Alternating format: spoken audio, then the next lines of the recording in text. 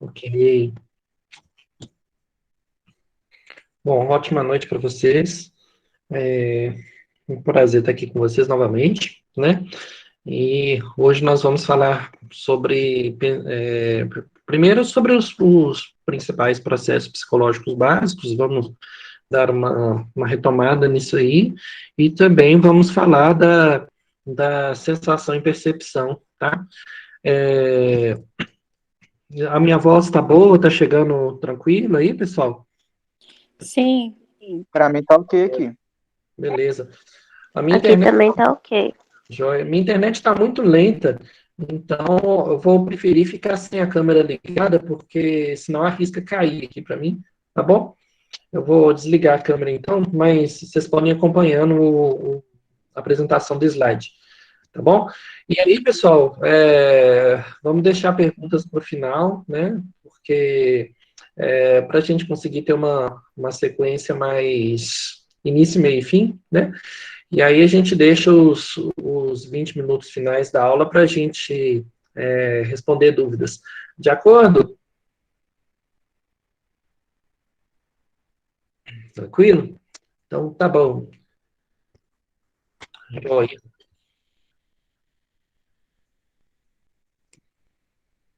Bom, uma coisa que a gente já vem comentando em outras aulas sobre a sensação é que a sensação é aquilo que, que vem pelos sentidos, né? Vem pelos nossos, por exemplo, pela audição, pela é, audição, olfato, tato, paladar, né? Então, a sensação vem pelos sentidos. Então, o que acontece? Quando a gente pensa na sensação, assim, quão importante ela é, né? E, mais especificamente, quando a gente fala da percepção, a gente fala da interpretação da sensação. Nós vamos dar uma retomada, assim, só nos conceitos dos processos psicológicos básicos, para ficar um pouco mais claro, assim, para vocês. Lembrando que a gente tem percepção, aprendizagem, linguagem, pensamento, atenção, memória, motivação, emoção, né? Além disso, a gente ainda pode falar da própria sensação e da inteligência, né? Aqui só alguns exemplos de processos psicológicos básicos. A percepção é responsável por termos uma imagem da realidade que nos rodeia, ou seja, como a gente consegue interpretar as coisas que estão acontecendo ao nosso redor. Então, por exemplo, se a gente pensa num vulto que passa perto da gente à noite, a gente está andando numa rua escura e a gente percebe um vulto, você tem a sensação de medo, ok? Mas você vai ter, por exemplo, a percepção daquilo ali. Você pode interpretar aquilo como sendo um bandido ou como sendo um cachorro correndo perto de você, ou nada, assim, uma bola que alguém deixou cair, passou perto, enfim. A interpretação da sensação seria a nossa percepção, ok? Então, a percepção é responsável por organizar e dar sentido a todos os estímulos sensoriais. Então, a sensação, ela está mais associada justamente aos estímulos sensoriais, ok? Então, assim, quando a gente pensa em frio, olha, eu tô com frio, beleza. Então, minha pele reage a esse frio, né? Ali os receptores nervosos e tal. E aí, isso manda uma mensagem lá para o cérebro, eu interpreto aquilo como frio, eu percebo esse frio. E aí, qual que vai ser a atitude que eu vou ter em relação a esse frio? Ah, eu vou lá vestir blusa, ok. É uma ação que acontece. Digamos que, aí falando ainda de sensação e percepção, digamos que a gente esteja, assim, por exemplo, na praia, mineiro na praia, assim, fica encantado com as conchinhas, com as ondas, não é isso? E aí, o que acontece? Uma pessoa que já nasceu no litoral consegue identificar as ondas, a onda que tá vindo ao contrário, a onda que é perigosa, né? Ele consegue observar o vento, ver como é que tá, se o mar está de ressaca, se não tá, se dá de entrar na água, se não dá.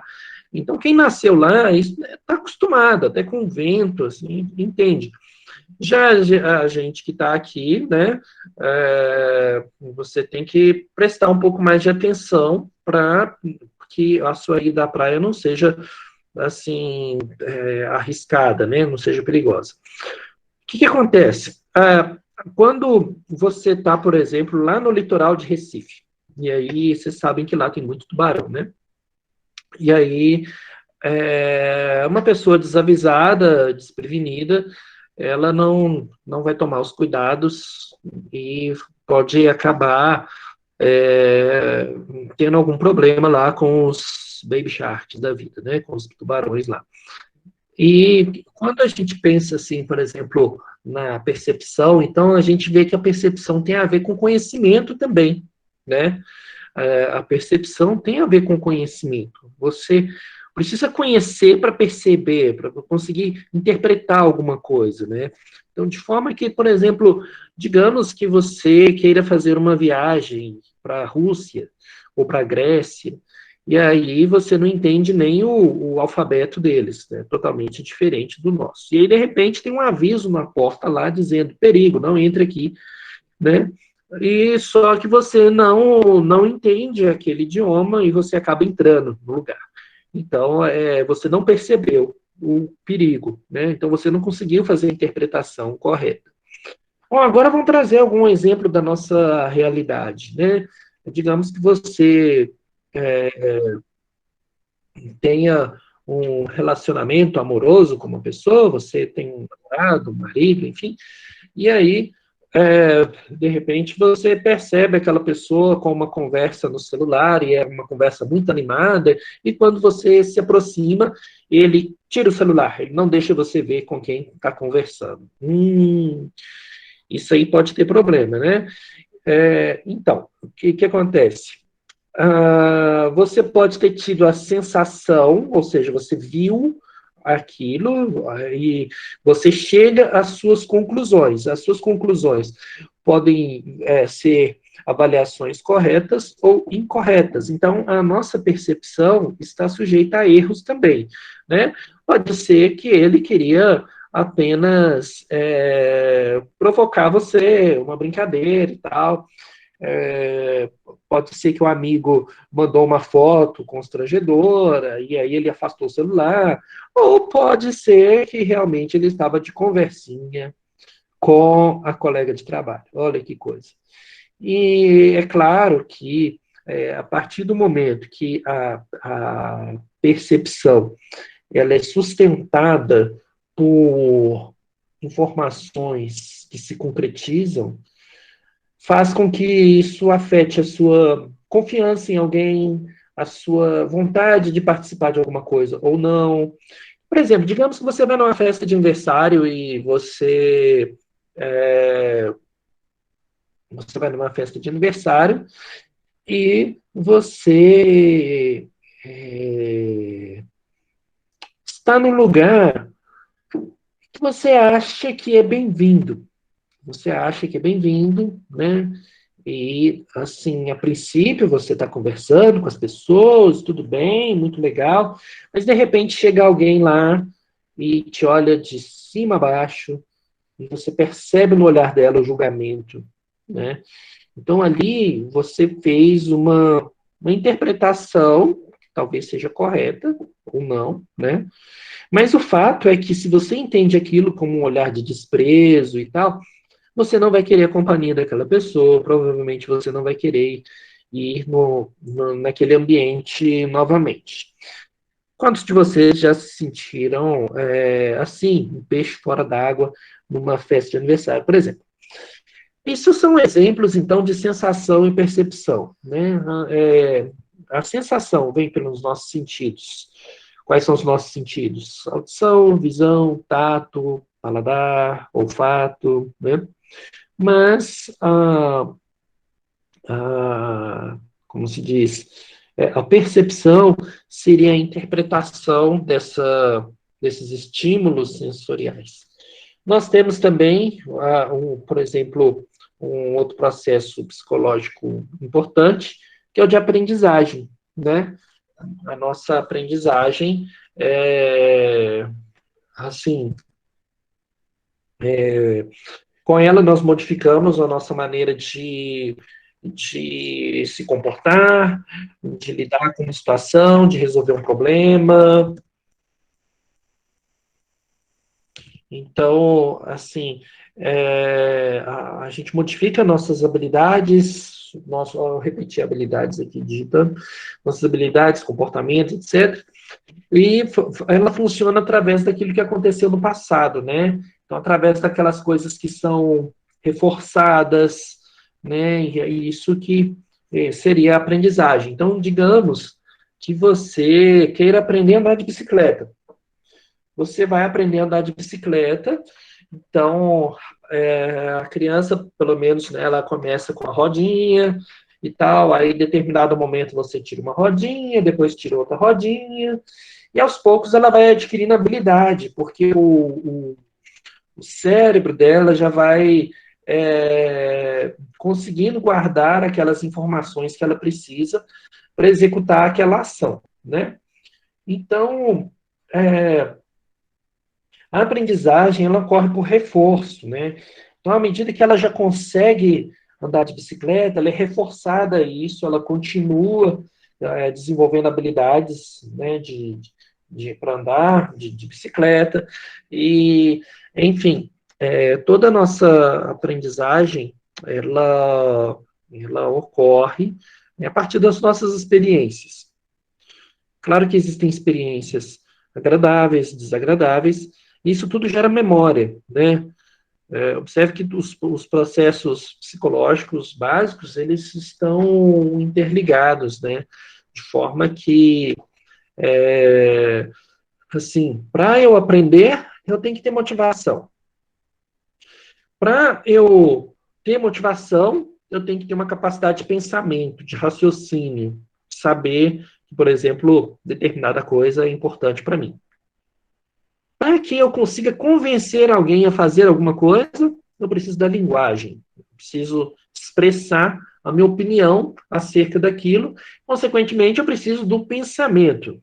Eu preciso falar com essa pessoa o que eu estou pensando, o que eu quero, o que é importante, o que não é.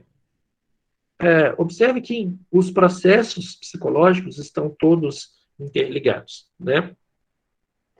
Então, a aprendizagem está relacionada à nossa memória. Então, a gente tem que ter a capacidade de guardar informações, de registrar essas informações, de levar essas informações lá para memória de longo prazo, para que a gente consiga, no momento certo, recuperar essas informações, né? Então, quando nós falamos de aprendizagem, as pessoas têm modos diferentes de aprender. As pessoas, algumas pessoas conseguem aprender, por exemplo, estimulando mais as sensações visuais, outras outras pessoas são mais auditivas, né? Então, assim, depende muito assim, de cada pessoa, as suas experiências, o que você consegue aplicar para o seu aprendizado. Uma técnica interessante é você conseguir repetir depois aquilo que você aprendeu. Por exemplo, você contar essa aula depois para alguém, para um conhecido seu, para o seu pai, para sua mãe, para o seu marido, você conta essa aula para alguém. Olha, eu aprendi sobre sensação, eu aprendi sobre percepção, sobre aprendizagem. Então, uma forma de você reforçar a sua aprendizagem é justamente contando para alguém, contando aquilo que você entendeu. Você vai ler um livro, lá no final, depois você conta para você o que você leu, o que você entendeu. Você interage com esse livro, você dialoga com o autor, você anota do lado as informações, você grifa de cores diferentes, você grava a sua voz, fica escutando a sua voz, né? Eu vi uma pessoa que estava falando sobre como ele tinha conseguido passar em tantos concursos públicos, ele é um juiz federal, né? E aí ele falava que da casa dele até no trabalho era um tempo considerável, né? Ele passava ali na ponte Rio-Niterói, então são 30 quilômetros mais ou menos de ponte, né? Então, durante aquele tempo todo, ele ficava escutando a voz dele. Então, nos momentos de folga, ele gravava a voz dele, e aí, no trajeto para o trabalho, ele ia escutando a voz dele, ia repetindo aquilo. Então, era a forma que ele tinha entendido como útil, como importante para que ele conseguisse aprender. E a questão é que, é claro que para que você possa aprender, você precisa, muitas vezes, de um planejamento, né? Você precisa ter motivação. Então, por isso que está tudo interligado, né? Essa questão de os processos psicológicos básicos, né? Então, à medida que a gente aprende uma habilidade, a gente vai modificando, né? A gente vai se modificando. Vocês já viram que muitas vezes a gente aprende as coisas por ensaio, né? Quem aqui já tocou numa banda, né? Já dançou balé e tal. Você tem que ensaiar, não é isso? Você tem que ensaiar e ali você vai treinar aquelas habilidades. Então, assim, claro que você vai ter as pessoas com baixo rendimento, com uma dificuldade maior de aprendizagem, mas o fato é que se o ambiente que a pessoa está é propício ao desenvolvimento, se é rico em estímulos, assim, provavelmente ela vai conseguir aprender, né? Claro que existem os limites de cada pessoa, né? As diferenças individuais da capacidade de compreensão e tudo, mas o fato é que o tempo todo nós estamos aprendendo, né? E a aprendizagem também é como se fala, um processo psicológico básico, ok? Então, assim, uma coisa interessante que a gente deve pensar, inclusive, é a questão do automonitoramento, né? A questão de você ter autocontrole sobre as suas coisas, sobre o que você quer aprender e tal. Claro que a criança não tem isso, né? A criança, ela tá aprendendo ainda, mas, assim, no caso de adultos, a gente pode, por exemplo, desenvolver técnicas de aprendizagem, esboçar alguma coisa, resumir, né, para ajudar na concentração, você eliminar os elementos distratores, né, aquilo que faz com que você acaba perdendo o foco, né? Você pode, por exemplo, se recompensar cada conquista sua que você consegue resolver um problema, que você consegue, por exemplo, digamos que você tem a meta de aprender um novo idioma. Ah, eu quero aprender inglês. Beleza. Então, você se recompensa cada vez que você dedicar os seus 15, 30 minutos de estudo diário do outro idioma. Você se recompensa, você fala assim, olha, eu consegui. Então, só cuidado para você não se recompensar com coisas de comes e bebes, assim, para também não chegar no final, você saber a língua e ter sido um estudante de peso, né? Ou seja, não se recompense apenas com chocolate. Vamos pensar uma coisa, de repente, você tem um filho, né, uma criança que está nesse processo de aprendizagem da língua, de habilidades e tudo, como fazer com que eles consigam se dispor a aprender, por exemplo, a gente tem que entender, por exemplo, quando eles estão ansiosos, quando estão agitados, quando eles têm dificuldades de cumprir algum objetivo. Então, a gente tem que perceber as particularidades, né? e ajudar a pessoa a desenvolver um senso de, que a gente chama de autoeficácia, que é a crença que a pessoa tem de conseguir dominar uma situação e ter um resultado positivo.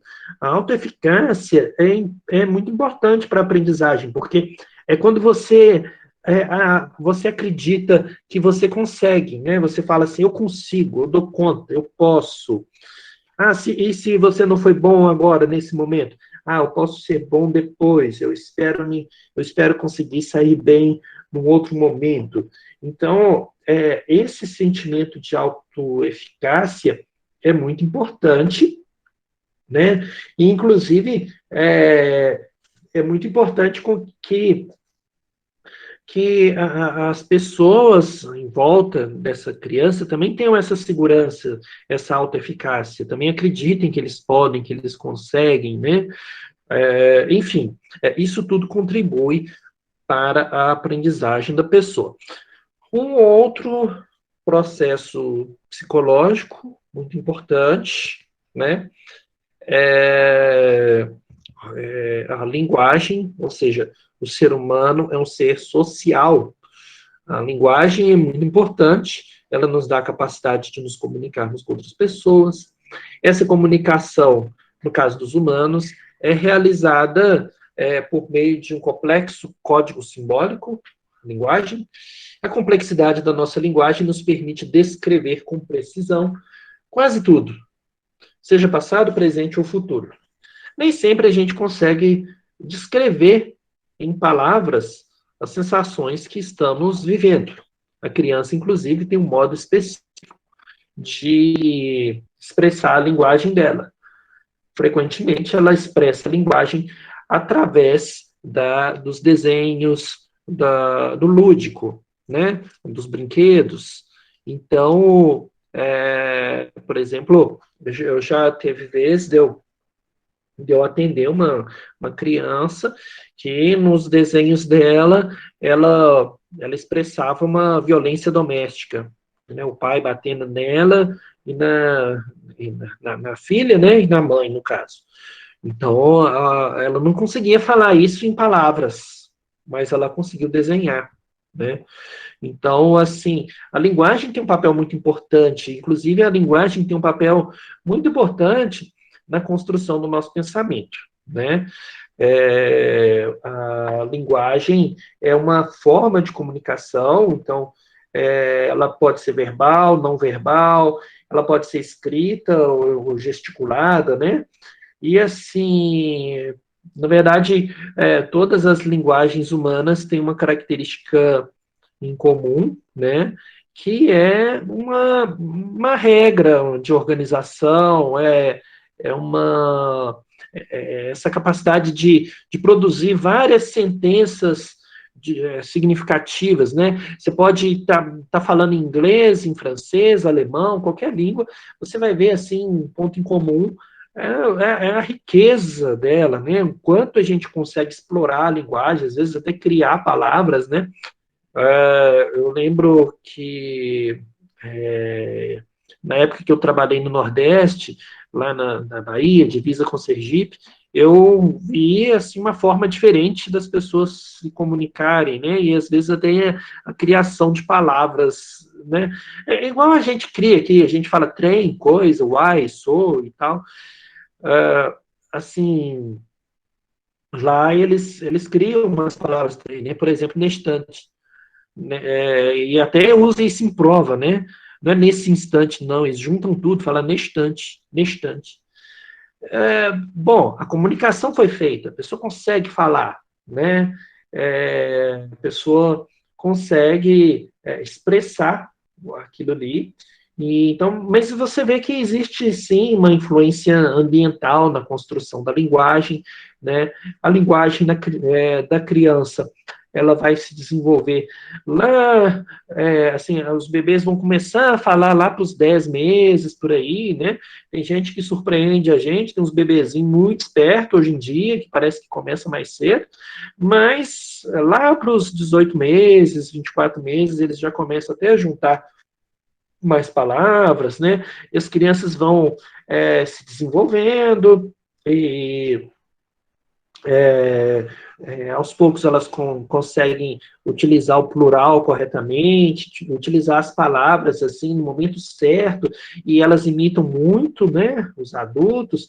Então, às vezes a gente pensa que a criança não está observando nada, mas ela está, né? Então, acontece às vezes dos pais, assim, por exemplo, né, claro, os pais terem aquele costume, assim, de falar muito palavrão e tal, e aí a criança faz isso na escola também, e o pai acha bonito, acha legal, não é isso? Então, assim, o ambiente é muito, influencia muito a construção da linguagem. Quanto mais rico for o ambiente, mais rico, assim, por exemplo, em leitura, quanto mais você conversa com seu filho, com sua criança, mais ele vai ter condições de desenvolver a inteligência verbal dele, né? Essa capacidade de utilizar as palavras, assim, no momento certo, na hora certa. Então, assim, é uma coisa, então, que é muito importante para a gente reforçar aqui, é justamente o papel da linguagem, né, essa importância que a linguagem tem nas nossas vidas, né, nessa, nessa capacidade mesmo, né, de comunicação. A criança já é biologicamente preparada para aprender a linguagem, você vê que ela já pronuncia todo tipo de som, né? Quando ela nasce, ela já tem capacidade de falar em árabe, japonês. Vocês já viram a criança falando aqui, lá, gugu, dadá, etc, né? E porque ela aos poucos, à medida que ela vai escutando os pais conversando, ela vai adotando aqueles padrões da língua nativa, né? Mas, assim, por exemplo, lá para os 4 anos, assim, você já pode, talvez até antes, né? Você já consegue ir introduzindo uma segunda língua, né? Tem curso de inglês que já é aberto a partir dos 4 anos de idade, assim, por exemplo. Mas, enfim, o que é interessante disso tudo é o quanto que a nossa linguagem é influenciada pelo nosso ambiente, pela nossa cultura. É claro que você vai ter diferentes teorias, né, para falar sobre isso. Depois nós vamos ver sobre linguagem com uma maior profundidade em processos psicológicos 2, né? Mas o fato é que é um processo psicológico importante que assim que a linguagem ela influencia o nosso pensamento, ela influencia assim como fala, o nosso modo de nos relacionar com outras pessoas. Então, a linguagem é também um processo psicológico essencial, ok? Professor, desculpa. As perguntas para o final. Não é pergunta, não. Ok. Pode falar. Obrigado. Apenas um esclarecimento. O senhor disse há pouco que a linguagem influencia os pensamentos. Desculpe, parece pergunta, mas não é o contrário. A gente vai ter, por exemplo, o Piaget, que vai dizer que o nosso pensamento influencia a linguagem, e a gente vai ter o Vygotsky, que vai dizer que a nossa linguagem constrói o pensamento. Então, vai ter diferentes teorias para explicar isso, essa relação entre pensamento e linguagem. No caso, só para adiantar, o Piaget, ele propôs que uma teoria de desenvolvimento cognitivo que vai envolver uns processos de esquema, assimilação, acomodação, organização e equilibração. Isso depois vocês vão ver em psicologia da aprendizagem, tá? E aí, na teoria dele, o desenvolvimento cognitivo vai se desdobrar numa sequência de 4 estágios. Aí você tem o sensório-motor, que é do nascimento até os 2 anos de idade, o pré-operatório, que é por volta dos 2 até 7 anos de idade, o operatório concreto, que é dos 7 até os 11 anos de idade, e o lógico formal, que é a partir dos 11 até mais ou menos os 15 anos de idade. E aí, cada estágio vai ser um avanço qualitativo. Então, por exemplo, no estágio sensório-motor, a criança vai construir um entendimento do mundo, vai coordenar as experiências sensoriais dele com as ações motoras e vai conquistando uma noção de permanência do objeto, dos objetos. Então, o que que acontece? O pensamento, ele está muito, assim, ele ainda está em construção, a criança está aprendendo a partir das experiências dela, né? Então, é o pensamento que está se desenvolvendo primeiro. Então, o pensamento vai ser um pouco mais simbólico no estágio pré-operacional, embora a criança ainda não tenha conseguido dominar algumas operações mentais muito importantes. O pensamento pré-operatório vai incluir como se diz, um subestágio, né, de função simbólica e de pensamento intuitivo. E aí, você vai ter lá no estágio operatório concreto, as crianças já conseguindo realizar algumas operações, um pensamento lógico, né? Ou seja, elas já começam a ter um pouco mais de intuição, certo? E lá no estágio lógico formal, que é o pensamento mais abstrato, o adolescente já consegue ser mais idealista, mais lógico. Essa teoria é muito diferente, por exemplo, da teoria do Vygotsky. O Vygotsky já vai enfatizar que as habilidades cognitivas vão ter que ser interpretadas, como é que fala? Elas são mediadas pela linguagem. Para o Vygotsky, você aprende a falar primeiro para depois pensar. Mais ou menos assim. E ele vai utilizar, inclusive, um conceito que é muito interessante, que é o de zona de desenvolvimento proximal, que é o termo que o Vygotsky usa para uma diversidade de tarefas muito difíceis para a criança de dominar sozinha, mas que podem ser aprendidas com orientação, com assistência de algum adulto, ou então de alguma criança mais habilidosa, né? Então, você vai ter, por exemplo, alguns conceitos de andaime, de diálogos, né, que são importantes para o Vygotsky, ou seja, a criança, a partir desse conhecimento sociocultural, ela vai conseguindo construir o mundo dela, né, construindo a cognição dela, e assim, como é que fala? Para Vygotsky, então, a criança vai construindo o seu entendimento do mundo a partir da linguagem, tá? Então, assim, no caso,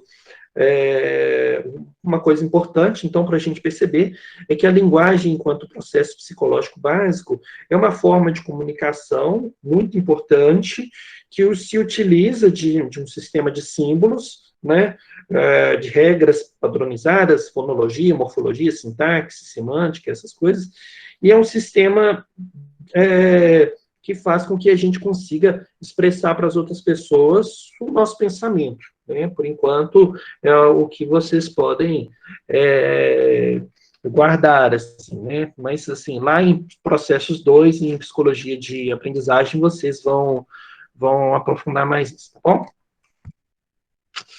E um outro ponto importante, né? Um outro um outro processo psicológico muito importante que nós temos é o processo de pensamento, né? O nosso pensamento, que é um processo complexo que a psicologia vai definir como um processo encarregado de transformar a informação para organizá-la e dar sentido. Então, o nosso pensamento é o que faz com que a gente consiga dar sentido às informações, né? Então, assim, é um pouco diferente de inteligência, né? A inteligência, ela já vai falar dessa capacidade de resolver problemas, independente de um conhecimento prévio, você buscar soluções e tal, é uma habilidade cognitiva, né? O pensamento, você tem alguns estilos diferentes de pensamento. Você tem, por exemplo, um estilo de pensamento impulsivo, aquela pessoa que age impulsivamente, leva mais tempo, ou então aquele outro que leva mais tempo para responder, para refletir, alguma coisa. Você tem, por exemplo, um estilo de pensamento que, por exemplo, precisa de como é que fala? Do máximo de informações possíveis, né? Tem pessoas que chegam na terapia, por exemplo, com o pensamento todo desorganizado, e a gente vai ajudar essa pessoa a se organizar, a conseguir pensar mais claramente, né? Então, esse processo de organização, de dar sentido para alguma informação. A gente tem também um processo psicológico básico, que é muito importante, que é a nossa atenção. A atenção concentra nossos recursos em uma série de estímulos, enquanto ignora todo o resto. Recebemos um grande número de estímulos de uma só vez e não podemos atender todos ao mesmo tempo, né? O processo de atenção é adaptativo, porque se não existisse, seríamos oprimidos por estímulos. Imagine só se você não conseguisse selecionar aquilo que você estivesse vendo. Então, você, por exemplo, poderia simplesmente prestar atenção em todas as coisas ao mesmo tempo. Imagina a enxurrada de informações que a gente recebe a cada minuto, a cada segundo, milésimo de segundo. Imagine só se você estivesse olhando para a tela do celular ou do computador agora, prestando atenção ao mesmo tempo na água, na mesa, na estante, no guarda-roupa, na janela, e todo o barulho que tivesse, você prestasse atenção. Imagina, que loucura que seria isso. O mecanismo de atenção é importante para que a gente consiga selecionar aquilo que realmente merece atenção, né? Então, você tem, sim, aquelas pessoas com algum transtorno de atenção, né, um transtorno de déficit de atenção, geralmente há uma predisposição genética, mas você também pode ter casos em que a pessoa está num ambiente muito aversivo, marcado por muita punição, muita negligência. Isso tudo pode contribuir para essa dificuldade de atenção, né? Mas, assim, o fato é que a nossa atenção, ela contribui muito para a nossa aprendizagem, né?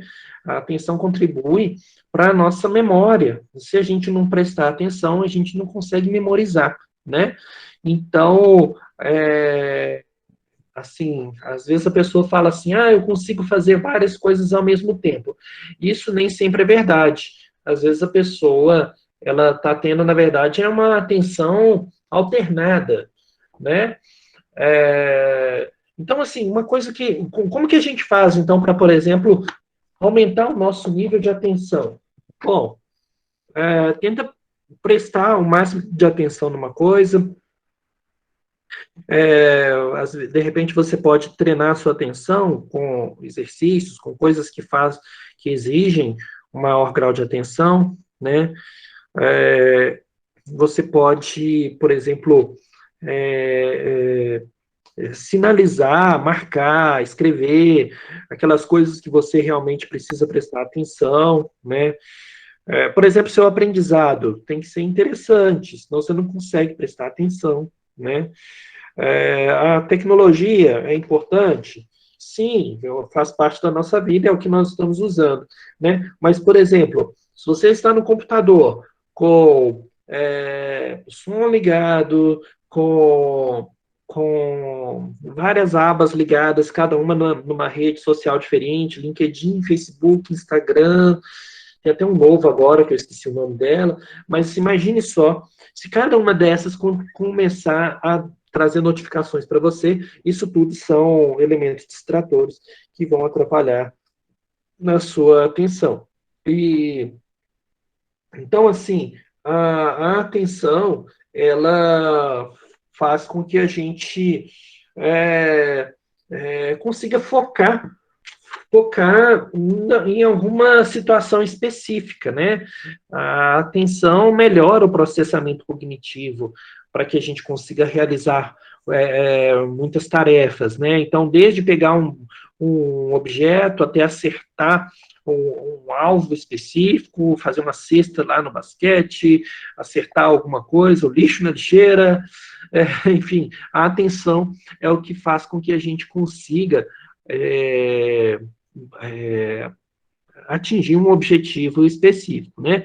E aí você vai ter, por exemplo, a atenção seletiva, que é quando você foca num aspecto específico de uma experiência relevante e você ignora as outras que são irrelevantes.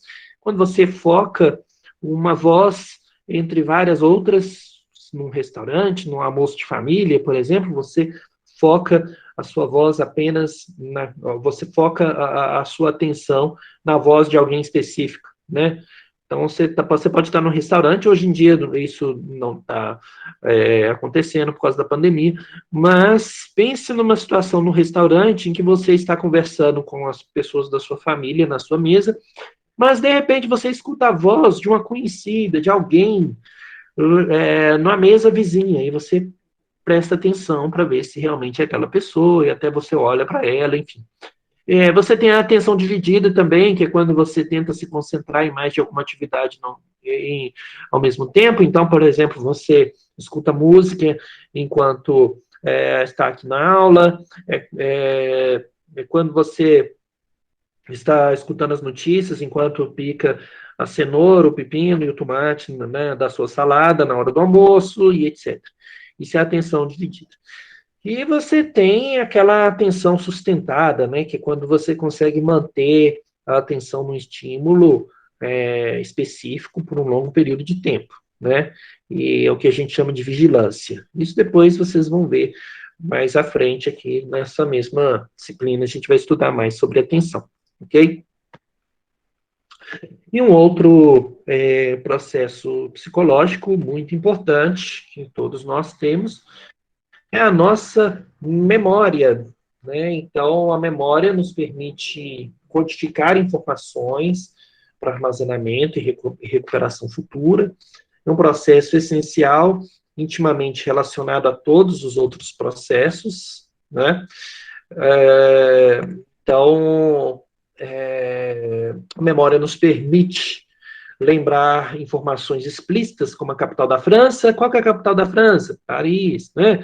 A capital de BH. Ué, capital de BH? Como assim? Né? A capital de Minas? Belo Horizonte. Ah, bom, assim sim. Né? Qual que é a capital de Goiás? Brasília? Errado. A capital de Goiás é Goiânia, né? Então, enfim. Não, mas não é Brasília? Não. Brasília é o Distrito Federal, capital do Brasil, né? Enfim, então, a memória faz isso. A memória nos ajuda a saber, por exemplo, que feliz é com Z, não é com S. Ansiedade é com S e não é com C, né? Você lembrar regras gramaticais, lembrar situações assim, que, por exemplo, senha do banco, né? O dia da consulta com seu psicólogo, com seu médico, a memória faz com que a gente consiga lembrar nome de pessoas, lembrar o caminho de casa, como dirige, né? Como a memória faz isso, né? Então, assim, pode ser que você tenha aprendido bicicleta na infância, andar de bicicleta na infância, e tem anos que você não anda de bicicleta, né? Mas a memória está lá. A questão é que você vai precisar ter um certo cuidado, né? Pode ser que as primeiras pedaladas lá você desequilibre um pouco, mas o seu cérebro consegue lembrar disso novamente. Então, a memória é um processo extremamente importante, sem ele a gente não consegue aprender nada, né? Então, por exemplo, a gente tem também, né, a nossa memória de longo prazo, né, que é aquela memória que vai conseguir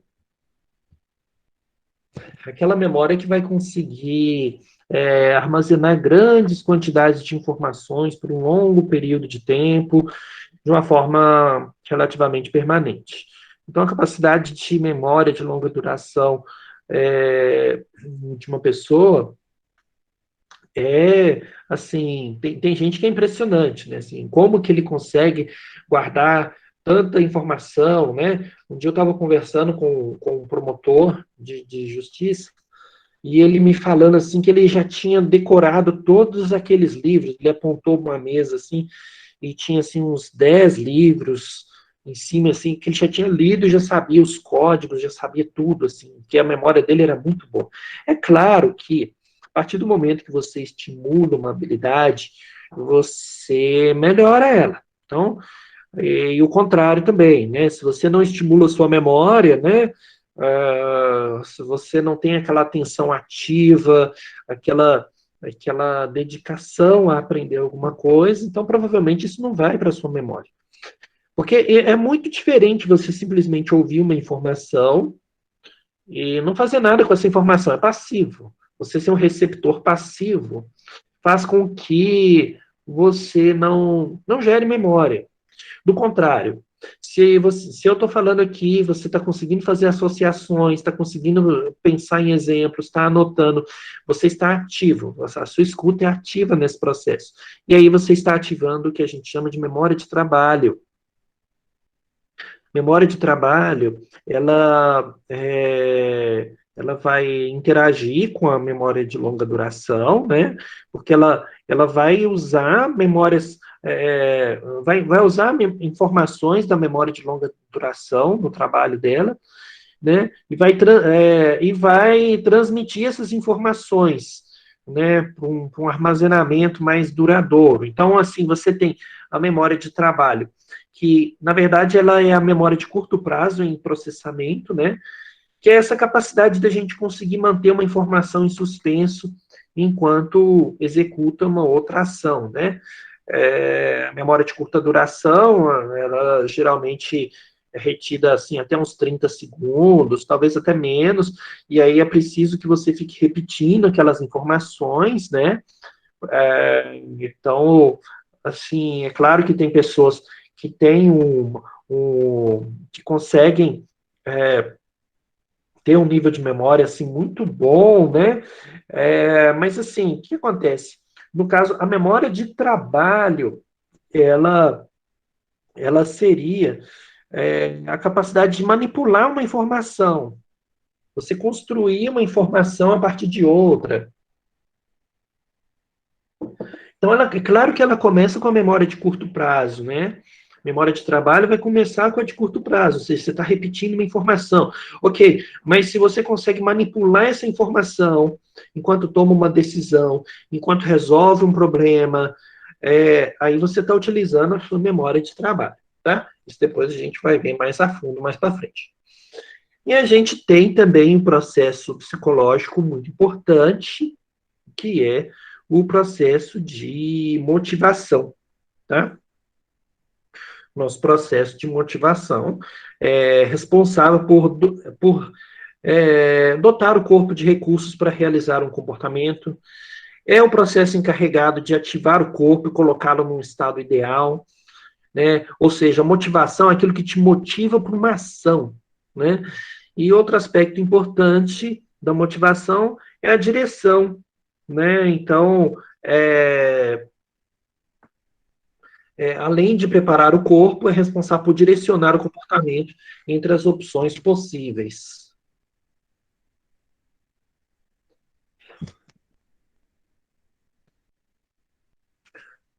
Então, assim, isso é a motivação, no caso, né? Motivação, a gente tem, por exemplo, motivação intrínseca, motivação extrínseca, né? Ou seja, na motivação intrínseca, assim, você mesmo consegue se motivar, você entende que aquilo é importante para você. Ninguém precisa te falar para fazer alguma coisa, você mesmo se motiva, você encontra prazer naquela tarefa, né? Então, a motivação faz isso. Você tem a motivação extrínseca, né? Que é assim, quando, por exemplo, a professora vira para o menino e fala assim: menino, você tem que estudar, menino, você tem que estudar.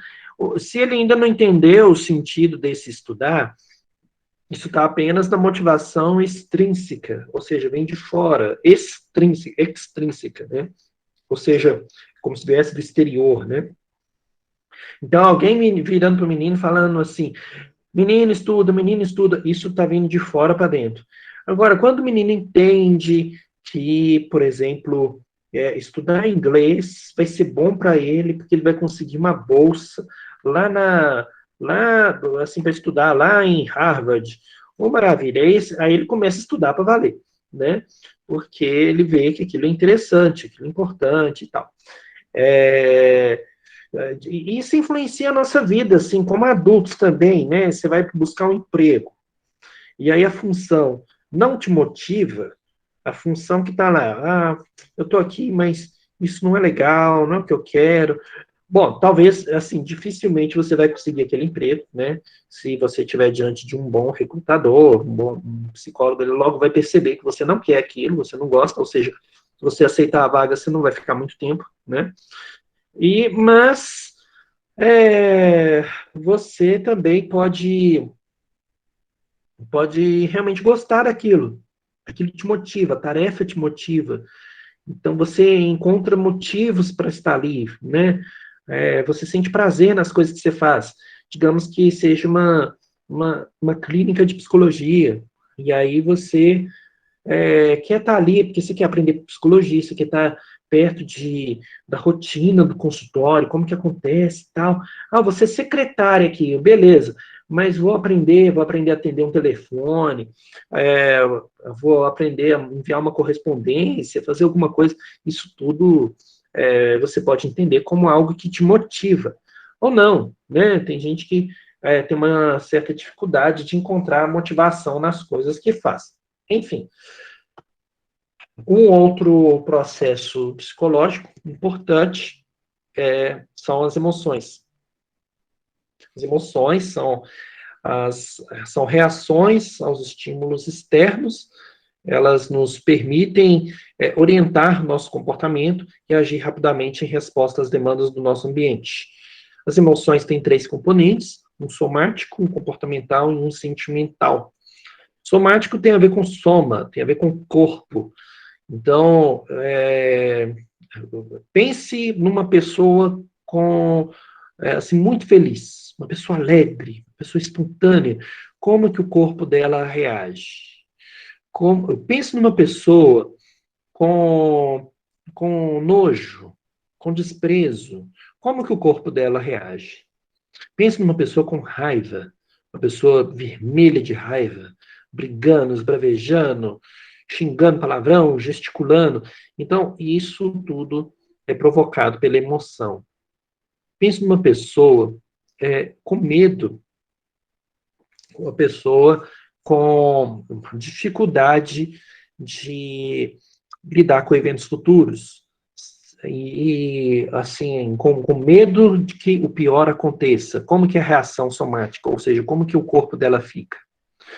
Uma pessoa, por exemplo, que sofre de algum transtorno de ansiedade, por exemplo, pode ter alterações fisiológicas significativas, e claro que isso tem a ver com a emoção, com a regulação da emoção, né? Algumas pessoas não conseguem controlar a raiva, outras não conseguem controlar a ansiedade, o medo, né? E tudo isso traz alterações fisiológicas. A própria sensação de raiva é o que faz com que a gente consiga ter energia para um combate, ou para a de medo, para a gente fugir de alguma situação perigosa. Então, as emoções têm função, né? No aspecto comportamental, qual o comportamento desencadeado por uma emoção? O que a pessoa faz com aquela emoção? Ok, ele está com raiva, é uma emoção. Mas qual que é o comportamento que ele vai ter? Ele vai xingar a atendente do caixa. Ele vai fazer igual aquele, não sei se vocês chegaram a ver, um ciclista, um cara andando de bicicleta, na frente da polícia quebrou o vidro da viatura. Aí ele foi preso, claro, né? E teve gente que achou que a polícia agiu de forma truculenta, prendendo o cara. Mas, enfim. Pense nesse cara, a raiva que ele tem da polícia, e pense na polícia, a raiva que eles tiveram do cara quebrando o vidro da viatura deles. Na cara dura, assim, na frente deles, né? Então, assim, mas é claro que existem situações muito parece que não tem explicação por que a pessoa ter tanta raiva. E é claro que existe aquela questão assim da pessoa já vir passando um momento assim muito complicado na vida dele, e aquilo vai se acumulando e a pessoa não expressa as emoções e acaba expressando de uma forma inadequada, disfuncional, prejudicial para ele e para outras pessoas. Emoções existem para ser sentidas, então não negue as suas emoções, mas redirecione-as de uma forma mais funcional, mais inteligente. A gente fala de inteligência emocional, na verdade, depois a gente vai ver um pouco mais sobre isso. As pessoas às vezes confundem inteligência emocional com personalidade, né? Mas a ideia de inteligência emocional é que a gente consiga discriminar, ou seja, identificar as próprias emoções, as emoções dos outros e controlá-las, ok?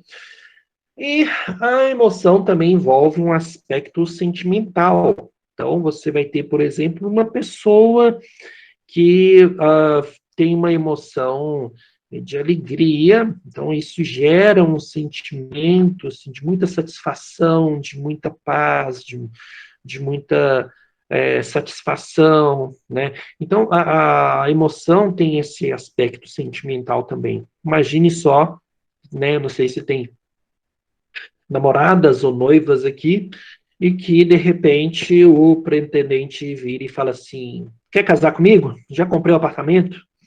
Vamos só marcar a data? Bora? Vamos mudar de vida? Vamos?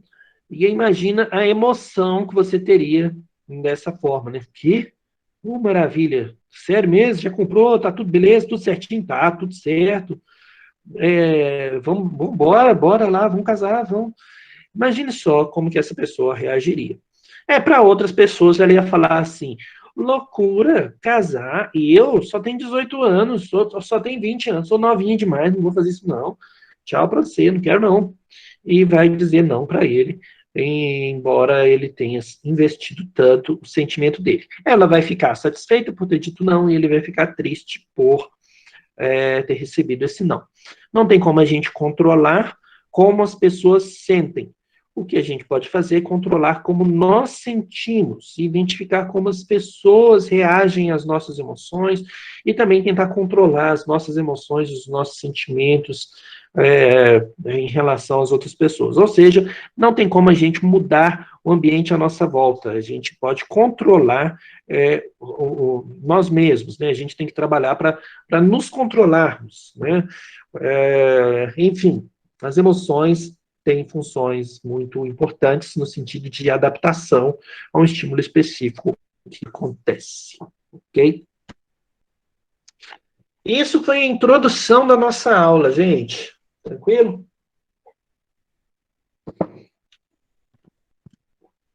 É só a nossa introdução e a ideia hoje é que a gente fale sobre sensação e percepção, né? O que é sensação? Como os psicólogos explicam sensação, tá? Qual que é a relação entre o estímulo físico, os tipos de respostas sensoriais que resultam dele? São algumas perguntas, né, que a gente vai tentar responder aqui, beleza? Bom, vamos lá. O que é sensação, então? Sensação se refere ao processo inicial de detecção, decodificação da energia ambiental. O ambiente, se está frio, se está calor. Por exemplo, agora eu tive a sensação de um pingo da chuva que está caindo ali fora, que veio aqui na minha mesa. Peraí. Fechei a janela. Começou a chover. Eu até então não tinha observado isso, ou seja, eu não tinha tido a sensação. Mas, a partir do momento da gota gelada no meu braço, eu entendi que está chovendo. E eu olhei para a janela. Realmente, está chovendo, gente. Aí eu posso pensar, será que eu fechei a porta lá em cima? Será que eu fechei a minha janela? Bom, não tem como eu controlar isso, Então, que bom que a esposa está aqui para ir lá fechar se precisar. Mas o fato é que a sensação faz com que a gente consiga se proteger de uma queimadura, sentir, por exemplo, um cheiro de fumaça. Então, e eu interpreto isso, né, a partir da percepção. Então, o estímulo chega, aqui o cheiro chegou nas minhas narinas, etc. E eu, por exemplo, tive uma ardência nos olhos. Olha, tem fumaça aqui. Então, isso é a sensação. Agora, não adianta eu ficar só na sensação. Eu tenho que interpretar isso. E aí, eu vou me utilizar da percepção. As pessoas têm modos de percepção diferentes. As pessoas podem estar nessa aula interpretando as informações de um modo diferente. Se você consegue pensar sobre o quanto você consegue aplicar esse conhecimento em alguma área da sua vida e tal, você consegue aprender de uma forma mais leve, mais tranquila. Do contrário, é como se eu estivesse falando grego, né? Você não tem, assim, você ouve as informações, mas você não processa aquilo, você não tem a atenção, assim, enfim. O que acontece? A sensação, então, ela vem desses sinais de energias, né, do ambiente, luz, pressão, calor, substância química, etc. Os nossos órgãos dos sentidos são as nossas janelas para o ambiente, recebem essa energia, transformando-a num código neural bioelétrico, que é enviado ao cérebro. Pergunta só no final, tá, pessoal? Tem alguém com o áudio ligado aí. Bom, então, o primeiro passo para sentir o mundo é dado por unidades neurais especializadas, ou células receptoras, que reagem a tipos específicos de energia. Assim, por exemplo, as células do olho reagem à energia luminosa,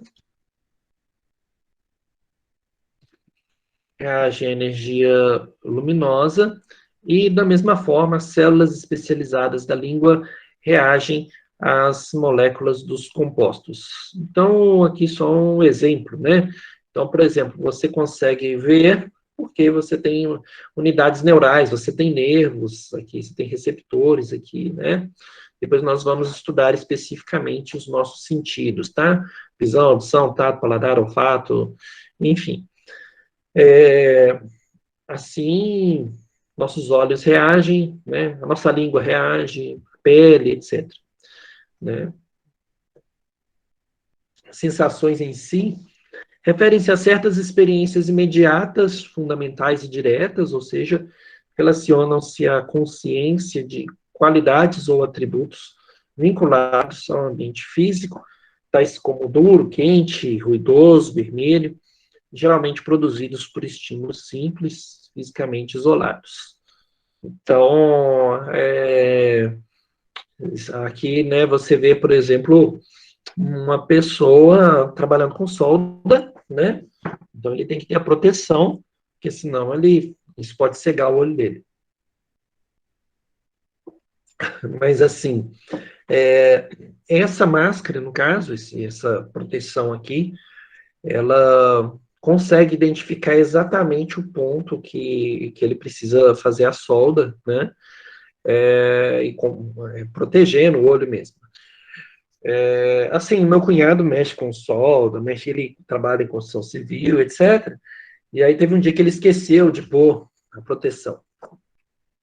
Foi só no momento, assim, só numa tacada, assim, que ele esqueceu, aí colocou a máscara de novo. E aí, beleza, acabou o horário do expediente, foi para casa, chegando em casa, o olho ardendo, e aí ele foi lá no espelho, estava vermelho, igual uma pimenta malagueta. Foi para o hospital, e aí teve que fazer um tratamento lá, quase que ele perde o olho, gente. Quase perdeu o olho. Queimou a córnea, foi um trem, assim, de louco. Enfim, É claro que, por exemplo, se acontecesse, né, dele ter esse problema visual mesmo, e o cérebro ia precisar se adaptar, né, para que ele conseguisse desenvolver outras habilidades para substituir aquela que ele perdeu, né? A gente já comentou sobre a questão da plasticidade cerebral, que é muito importante. Mas que bom que os olhos dele se recuperaram e ele não perdeu a visão, enfim. E já a percepção, a nossa percepção, refere-se ao produto dos processos psicológicos nos quais significado, relações, contexto, julgamento, experiência passada e memória desempenham um papel, né? Então, assim, qual seria o papel da percepção, né? Ela vai conseguir atribuir significado às imagens, às situações. Então, de acordo com essa distinção entre sensação e percepção, nossos olhos podem registrar, a princípio, uma série transitória de imagens coloridas, uma tela de TV, ou seja, trabalho de sensação, mas aquilo que vemos ou percebemos na tela é mais uma representação de eventos visuais, com pessoas e objetos interagindo espacialmente de maneira significativa. Aqui é um exemplo de percepção. Eu queria quebrar o protocolo, né? E perguntar para vocês o que vocês estão vendo aqui. O que vocês estão vendo? Sim, pela primeira vez eu estou vendo. Dois outros, um de frente para o outro. Uma pessoa de frente para outra. Eu tô vendo um troféu. Está vendo um troféu? Também um troféu, dá para ver. Aham. A primeira foto, duas pessoas, né? E a árvore é um macaco e o tigre, é isso? É, uma leoa, né? Pode ser uma leoa, um tigre, são tudo Na segunda eu consigo ver tanto a árvore quanto o gorila e a leoa. E ao mesmo tempo.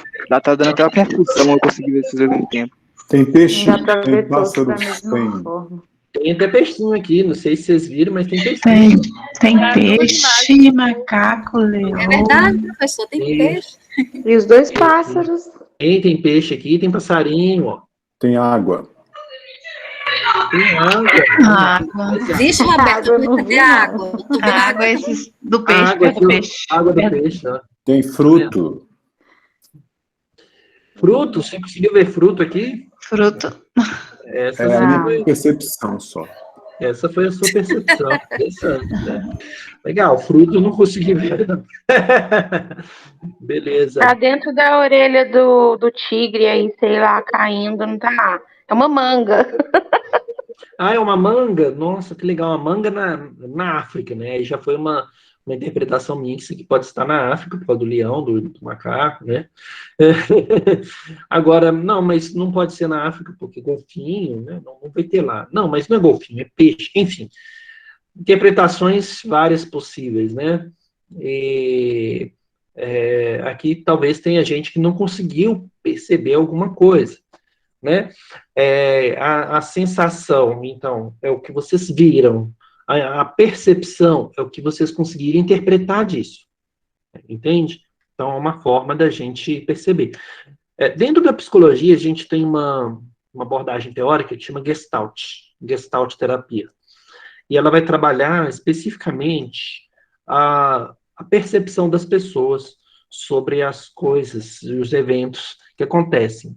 Ou seja, qual a percepção... será que a percepção dela é válida? Será que a avaliação que ela faz da realidade dela é válida ou não é? Então, às vezes um problema, uma questão que a gente chama de uma gestalt não fechada, né, uma questão não resolvida do passado, ela é algo obscuro para essa pessoa, como se fosse esses dois rostos aqui, um de frente para o outro. Algo obscuro, algo escuro. E na terapia é o que a gente chama de figura e fundo. A gente vai fazer com que isso se torne figura, né, que a pessoa consiga delimitar exatamente o que está acontecendo com ela, descrever, enfim, para que isso se torne uma figura e não fique apenas no fundo. Enfim, isso são cenas dos próximos capítulos para ver se vocês gostam de psicologia, tá bom? E então, da sensação à percepção, existe uma relação aí, né? Existe uma relação. A gente não percebe o mundo exatamente como os nossos olhos o veem, ok? O cérebro tenta dar sentido aos muitos estímulos que entram através dos olhos e caem na retina, ok? Então, aqui eu queria que vocês me dissessem também, quebrando o protocolo mais uma vez, o que vocês enxergam aqui nessa imagem? No rosto É o do senhor. rosto tem um senhorzinho. Tem uma senhora também na orelha Um dele. senhor, uma mulher com neném, parece no colo. Uma saia O cachorro, agora que eu vi que o cachorro pra me parecer muito uma mão Cachorro. deitada na... É um cachorro? Pra mim Uma parecia que foto ele de tava um com a mão no velho peito, careca. os dedos. Aqui, você fala? Não. Isso. Esse cachorro tá parecendo uma mãe? Parecia pra mim uma mão, tipo, segurando o peito, sabe? Os dedos. Agora eu não sei como que eu vi isso. Minha percepção tá meio doida. Nossa, cara, que legal, interessante. Eu não consegui enxergar isso não, viu? Mas interessante. Professor, Oi. tem um homem aí, um velho com uma muleta, tem uma mulher segurando um bebê, amamentando, tem um cachorro aí no chão também, no lado esquerdo, Uhum. tem um corvo lá em cima misturado com um pato mal resolvido, entendeu? Todo subjetivo aí. Uhum. E E uma aí, coisa que eu acho que vocês não viram, né? Ah, você acha? Tem um sapo na cabeça do velho. Tem um sapo na cabeça do velho? É, a minha percepção tá muito maluca aqui, sabe? Nossa, que legal. Achei que era um chapéu e é um sapo. Não, acima do chapéu. Eu achei que tinha um rio atrás dele. Interessante. Agora, Eu onde tá o tenho pensado. passarinho, eu Agora, consegui ver um repare, rosto. tem 3 rostos aqui, ó. Rostos. Tem aqui e aqui. Eu vi dois. Tem mesmo. Dois que o Roberto falou do corpo, que eu vi esse rosto. Achei uma E o criança cachorro como mamão. Sim, dois rostos. em cima do muro, é uma criança? Em cima do muro. Ó, tem um trem aqui, né? É um rosto de uma pessoa, parece uma Aqui tem um criança. rosto. Aqui, você achou que era uma criança? Eu achei que era um velho. Sim. Não, eu vejo uma criança, Interessante. loirinha, com cabelo louro. Legal, legal. Interessante. É, tem gente que consegue enxergar até aqui, como se fosse um cara deitado, Uma enfim, criança. os olhos, a boca, enfim. É, agora, cá para nós, o cara que pintou isso, Aí, pra mim, o cara que pintou isso tem a manha total, ou seja, ele tem uma percepção extremamente desenvolvida, né? O cara Muito que legal, fez gente. isso, ou ele é muito genial, ou ele é muito doido. É, assim, a genialidade está um pouco próxima da loucura, tá? A genialidade é acima de superdotação, mas geralmente os gênios só são reconhecidos como gênios depois que morrem, tá? Assim, isso é fato e estudos Professor, já demonstram isso. eu Tá? achei até um prego na cabeça do homem. Um prego Sei lá. na cabeça do homem? Aqui? É isso, isso. Legal. Coitado desse homem. Pô, mas interessante, né? Conseguiram enxergar mais alguma coisa? Eu não. Foi o máximo de coisa que eu consegui, assim. Bom, então. O cérebro processa os estímulos visuais, dando-lhes significado e interpretando-os. Aí agora vocês me dizem, né? O que vocês estão vendo aqui? Pra mim foi evoluindo. Foi um rosto e foi virando uma mulher agachada. Uhum. É, também acho. E acho que ele, no quarto rosto, da esquerda para a direita, eu já consigo ver a mulher. Uhum. Eu só vejo o rosto de uma mulher. É. Interessante, né? existem alguns conceitos de percepção, né? O James Gibson apresentou alguns conceitos de objeto distal. Tem gente entrando aqui. Objeto distal, externo, meio informacional, estímulo proximal e objeto perceptual, né? Então, para ele, o objeto distal é o distante, do mundo externo, por exemplo, uma árvore caída, isso é distante, né? Distante da gente. Caiu uma árvore, choveu muito, caiu uma árvore lá no Buritis. Beleza, você ficou sabendo que existe uma árvore que caiu lá no Buritis, mas está longe da sua casa, então, assim, enfim, você só teve informação daquilo, né? Digamos que você até viu a árvore caindo, né? A informação que você tem, a árvore está longe, aí você viu o barulho dela, o som, enfim. E quando você pode ver um vídeo também da árvore caindo, aí você vê ali o som, você vê a queda da árvore, a luz, né? Tudo isso são informações que vêm do ambiente aí para você. Quando você está olhando para o celular, para o computador, você está recebendo vários estímulos também, né?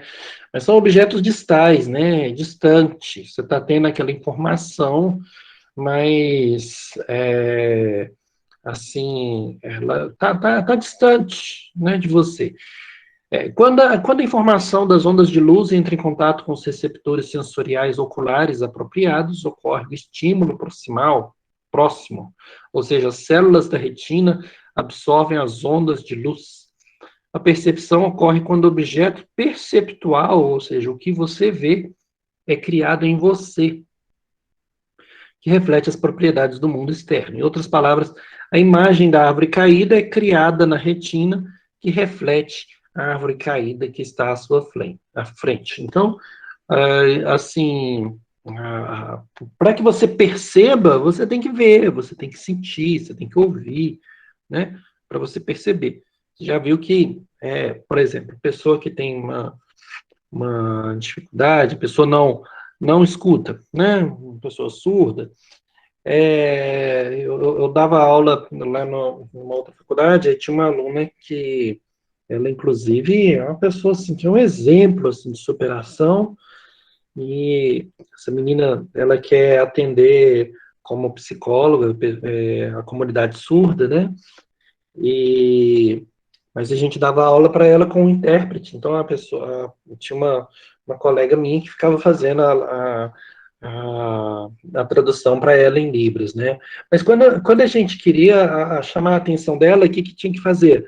Assim, tipo, tá todo mundo conversando e tal, e aí, como fazer para que ela olhasse para frente, por exemplo? A gente tinha que apagar e acender a luz, aí ela prestava atenção. Porque, por mais que a gente falasse com ela, como ela não tinha a condição assim, de escutar, então aquilo não fazia sentido, aquilo não era gerado para ela, né? O que acontece? A percepção, então, ela precisa ser criada dentro de você, né? Essa interpretação da sensação. Então, assim, por exemplo, se você vê um carro se aproximando numa velocidade muito rápida de onde você está, o que você faz? Você sai dali, você não quer que ele suba em cima de você, então você desvia. Então, a imagem do carro se aproximando foi gerada em você, e aí você sai da reta, porque você não sabe se aquela pessoa está em boas condições de dirigir ou não, você não quer pagar o preço, né? Você não quer pôr a mão no fogo por ela. Enfim, a percepção, então, vai ser esse processo de reflexão na mente humana, de objetos, de fenômenos do mundo real, né? E que vão aparecer na nossa mente. A percepção vai surgir a partir das sensações, né? Então, ela visa, inclusive, a percepção, ela visa reconhecer alguma característica cognitiva do objeto percebido na sua consciência. Então, se você não tem o conhecimento, por exemplo, que um revólver é perigoso, você nunca viu um revólver na vida, né? Você pode achar que é um objeto como qualquer um, como uma agenda, uma caneta, um lápis, né? Porque você não tem informação de que aquilo, se for mal utilizado, é letal, né? Por isso que as crianças têm que ser orientadas a todo tempo, elas não sabem até que ponto certas coisas são perigosas ou não, né? Então, essa interpretação de perigo, ela vai adquirindo aos poucos, né? O que nós estamos falando, então, sobre percepção? Que na internet está meio ruim, se o áudio falhar, vocês me dão um toque aí. A percepção ocorre quando os meios informacionais levam as informações sobre o objeto distal para a pessoa. Quando os receptores de sentido captam as informações, ocorrem os estímulos proximais e a pessoa percebe o objeto. Então, vamos com calma. Objeto distal, ou seja, um objeto distante. Aí nós temos receptores do sentido, ou seja, você tem receptores nos seus olhos, nos seus ouvidos, na sua pele, seu nariz. São receptores. São receptores que vão levar informações lá para o seu cérebro. Então, agora, por exemplo, se você observa uma mensagem de texto escrita num outro idioma, aquilo, a pessoa pode estar falando algo totalmente sem contexto, mas você não entende o idioma, você não vai perceber a mensagem que ela queria te passar, ok? Então, na percepção você tem que ter informação do que significa aquilo ali, tá? Então, olha só, que interessante. Vamos falar aqui desses triângulos ilusórios, né? Será que é real? Será que triângulo existe? Ou será que é uma ilusão? Vocês estão vendo algum triângulo aí? Sim. 4. Sim, né? Na ducha primeiro. 4? 4. Dá de ver mais, né? Se a gente tiver uma imaginação um pouco mais... você consegue perceber vários triângulos, né? 4. 1, 2, 3, 4, fora os imaginários, né? Se a gente ainda traçar uma linha, a gente consegue ver mais ainda. Mas... 12. Oi? Nesse caso, 12, né? Se a gente puder colocar essa linha.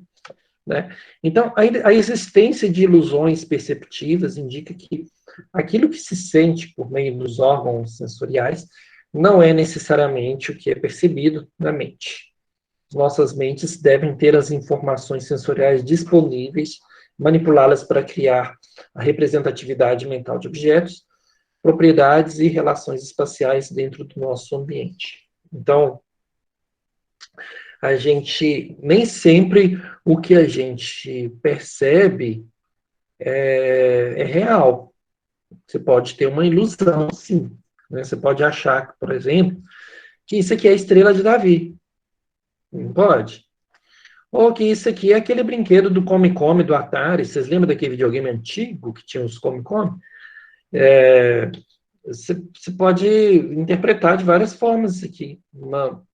Mas, assim, a gente tem essa capacidade de fazer essa associação. Você consegue enxergar o triângulo aqui apenas com uma quantidade pequena de dados, né? Uma quantidade pequena porque você tem essas outras figuras ao redor que acabam gerando essa outra, né? E você enxerga o triângulo, né?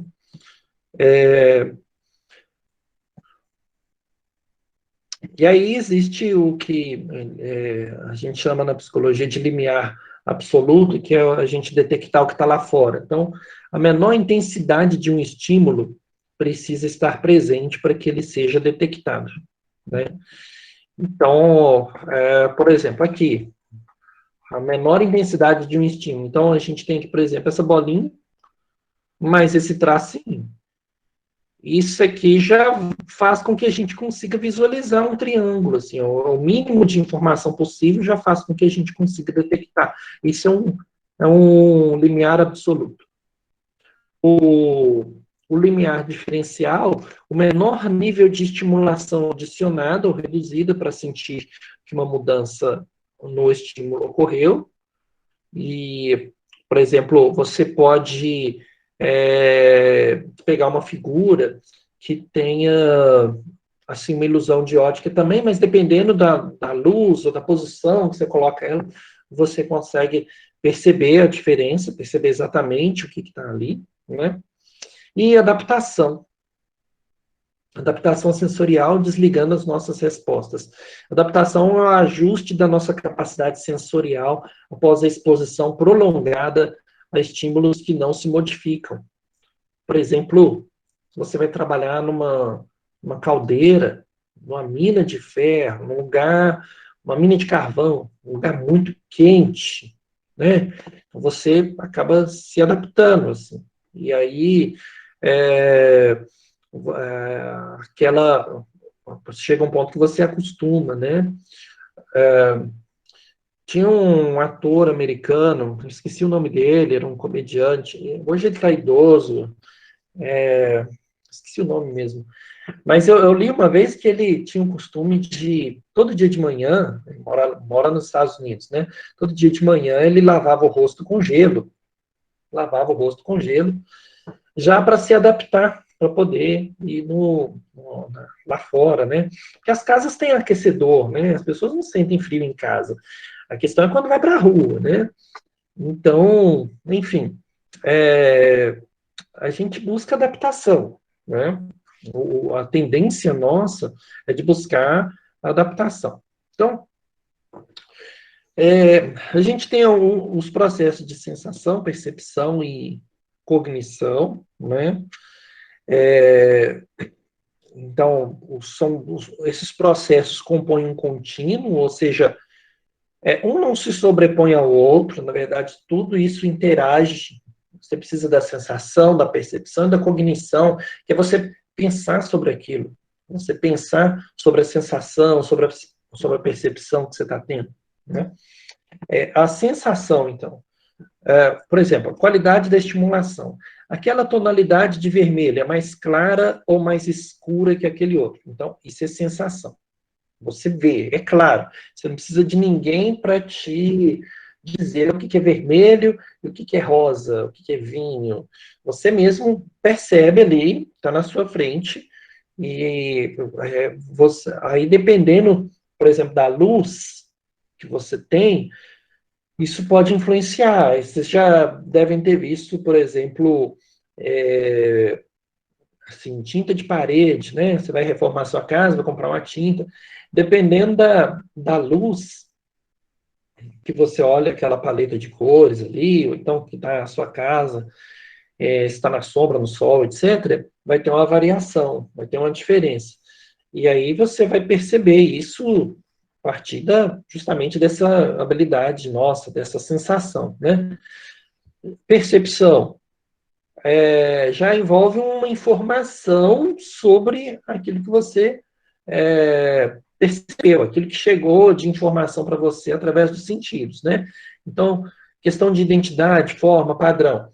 Aquela coisa vermelha é uma maçã? Então, eu lembrei de um filme, não sei se vocês já viram esse filme, que como é que chama?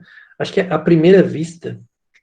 A história de um homem que era cego, e ele ficou cego assim com uns 2 anos de idade, mais ou menos, e aí depois ele conhece uma moça, e aí é um filme romântico, né, aí tal, ela se apaixona por ele, etc., e depois ele consegue se virar tão bem, assim, ele é tão bem adaptado no ambiente dele, que ela nem tinha percebido que ele era cego até o momento que que ela estende a mão e ele não estende para cumprimentá-lo, né? Mas, enfim, chega um momento que ela paga uma cirurgia, ela tinha boas condições financeiras, paga uma cirurgia nos olhos dele, né? Uma cirurgia caríssima, e investindo no amor, olha só para você ver. E aí, ela faz essa cirurgia, ele faz essa cirurgia e volta a enxergar.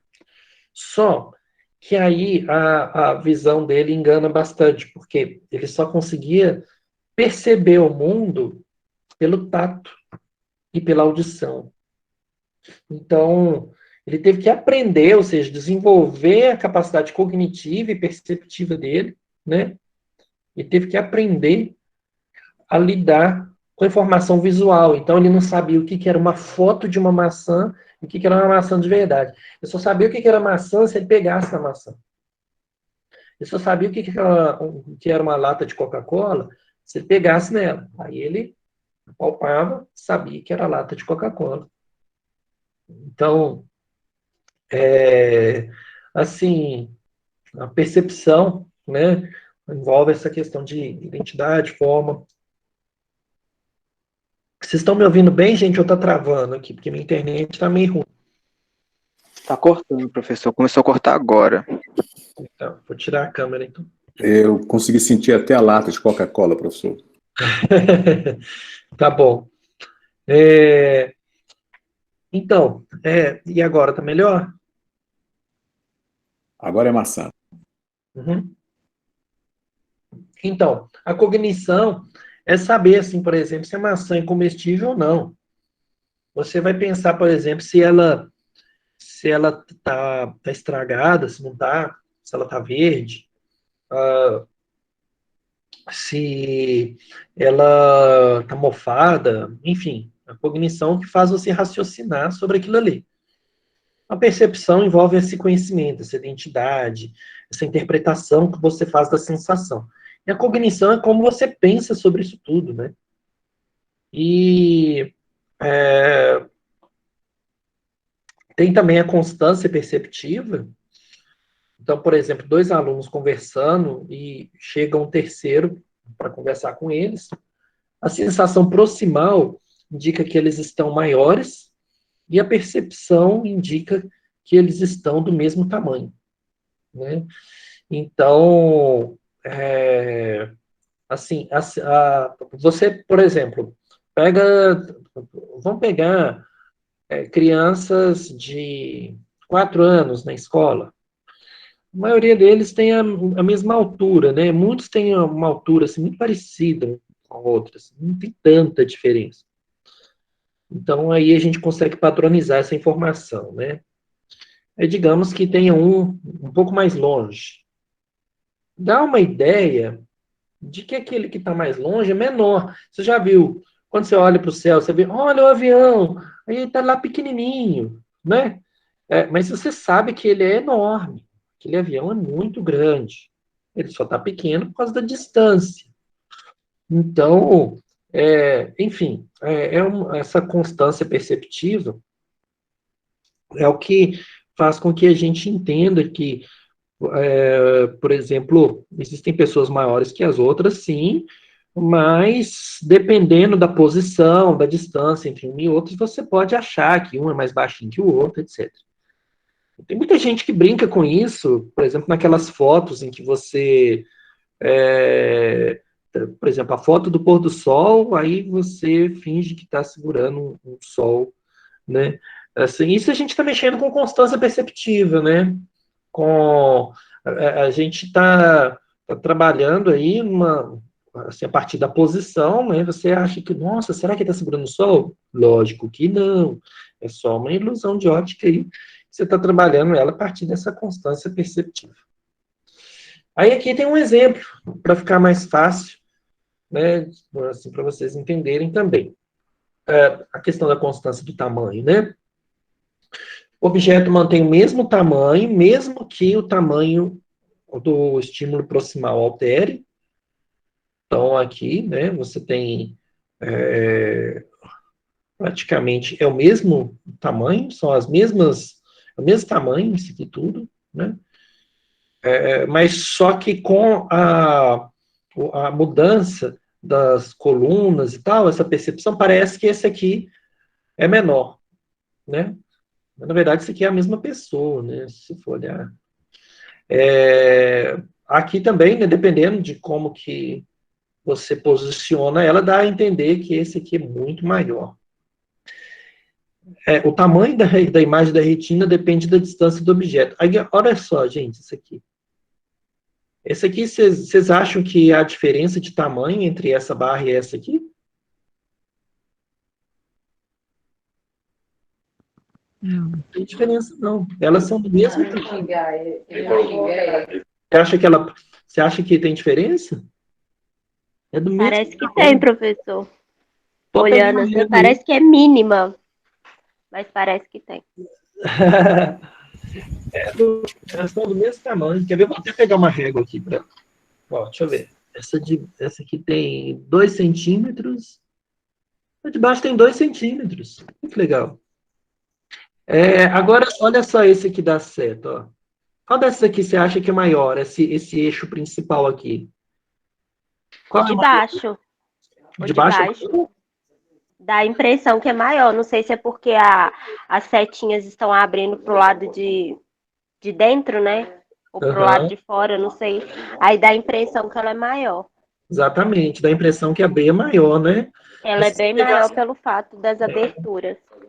agora, se você pegar a régua e colocar nesse eixo central aí, você vai ver que as duas São do tá mesmo dando 4 tamanho. centímetros para mim. É igual a primeira.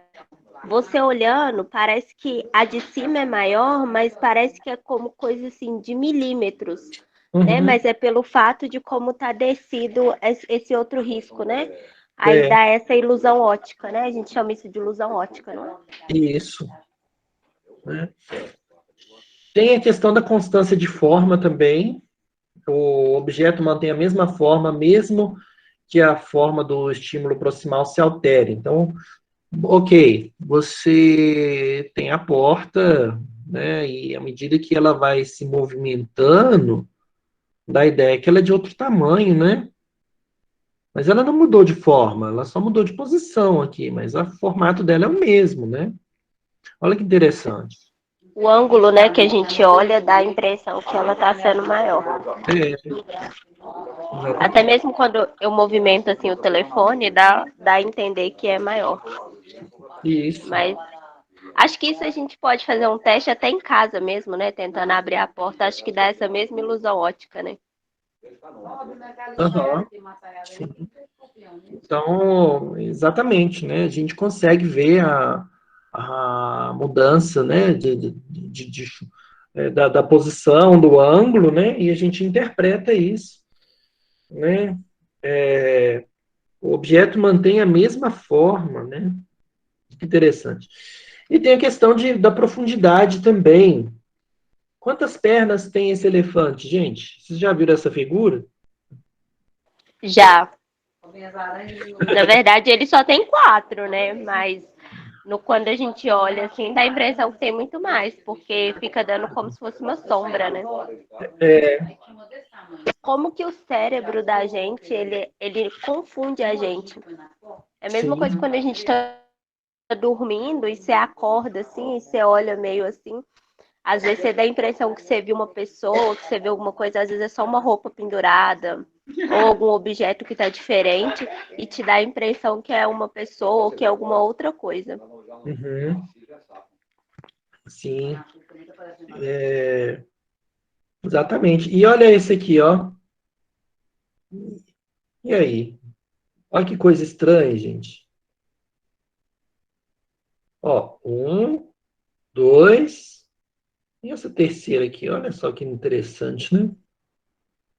Então, olhar para frente permite a percepção da profundidade. Ó, pulei aqui. Olhar para frente, a distância permite a percepção da profundidade, terceira dimensão. E como se percebe terceira dimensão, né? Se na retina se formam imagens 2D, né? De 2 dimensões.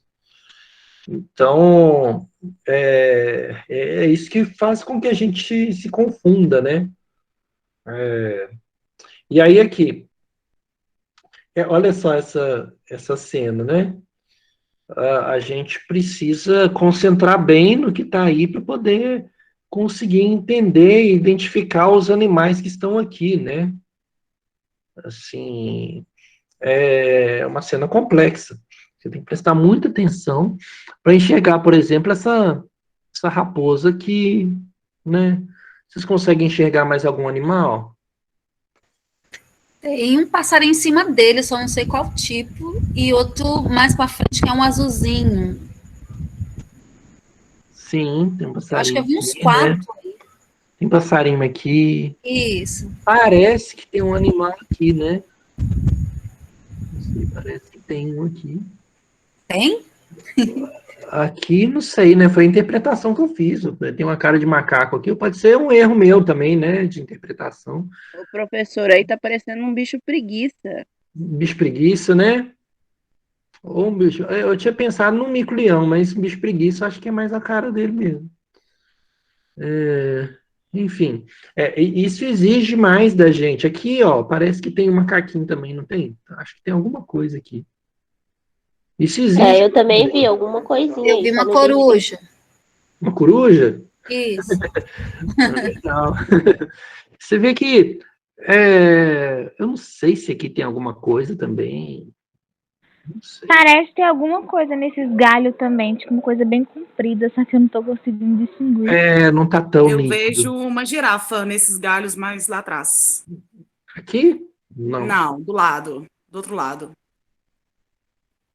Por Pra aqui? esquerda. Pra minha esquerda.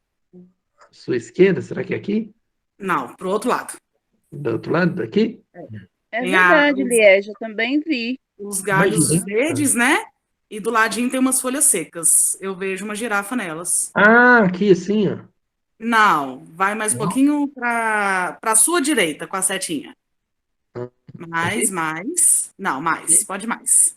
Aqui? Mais um pouquinho. Aqui? Aí, nessa região, eu vejo uma girafa. Nó, que legal, meu. Interessante. Eu não tinha visto, não. Verdade, dá pra ver mesmo. Que bacana. Tá vendo? Nem sempre a gente enxerga, assim, exatamente o que tá ali, né? Mas, enfim, nas imagens, as informações de profundidade são contraditórias em diferentes partes da imagem. A gente pode confundir, por exemplo, numa foto, exatamente o que está acontecendo ali, né? Por exemplo, aqui, a gente está subindo ou descendo a escada?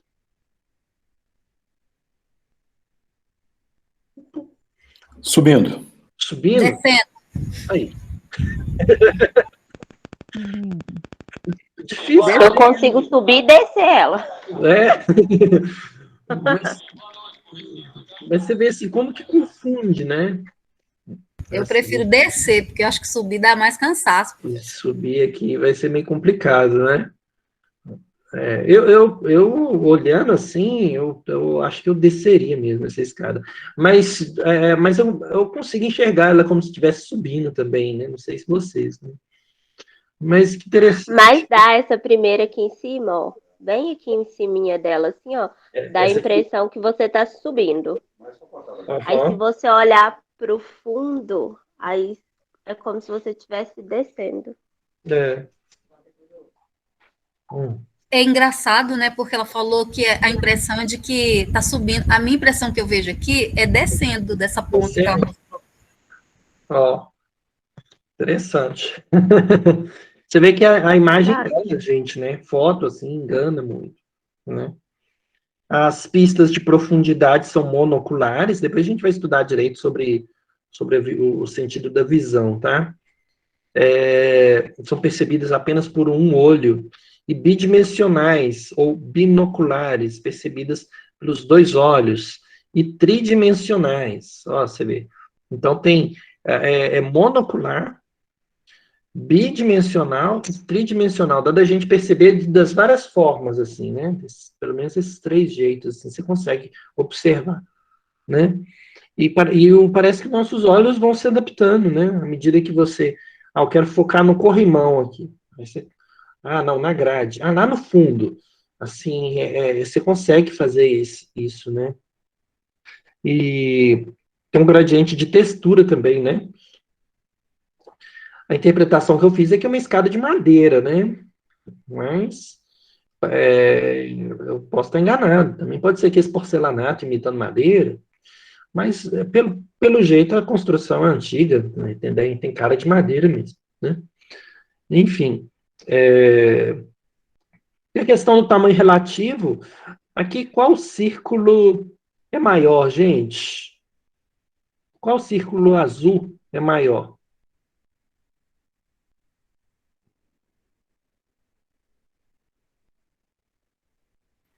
Eu vejo todos do mesmo tamanho, não? Alguém mais? Eu acho que o quarto é maior. Bom, na verdade, todos esses círculos azuis... Se fizer, tá bem feito, hein? Oi? Eu disse que são todos iguais nessa noite, somente depois do sono. Sim, todos esses círculos azuis são do mesmo tamanho, tá? O que mudou foi o círculo exterior aqui, né? Isso é tamanho relativo, que a gente chama. E tem a interposição, né? A gente consegue colocar uma coisa por cima da outra e ainda completar a imagem. Você sabe que isso aqui é um triângulo, você sabe que isso aqui é um quadrado, que isso aqui é um círculo, né? Então, a gente tem essa capacidade de interposição também, né? Enfim. Tem também a questão da perspectiva linear. Olha só que interessante, a gente consegue enxergar um alinhamento aqui, né, das árvores, tá vendo? Misturado com uma profundidade também, né? Você sabe que tem alguém lá longe, lá na frente, uma igrejinha lá na frente, um alinhamento aqui das coisas, olha. Olha só, perspectiva linear. Você enxerga uma linha mesmo, tá vendo? Gente, isso tudo é psicologia, a gente está falando de processos psicológicos básicos, mais especificamente sobre a percepção. Aqui, quando eu falo de perspectiva linear, de interposição, de tamanho relativo, eu estou te falando de algumas características que a nossa percepção consegue perceber. Perceber ficou estranho, né? Mas a gente está falando justamente disso, né? Dessa capacidade que a gente tem de interpretar isso tudo, né? Olha uma perspectiva aérea, né? Todo mundo aqui já viajou de avião alguma vez?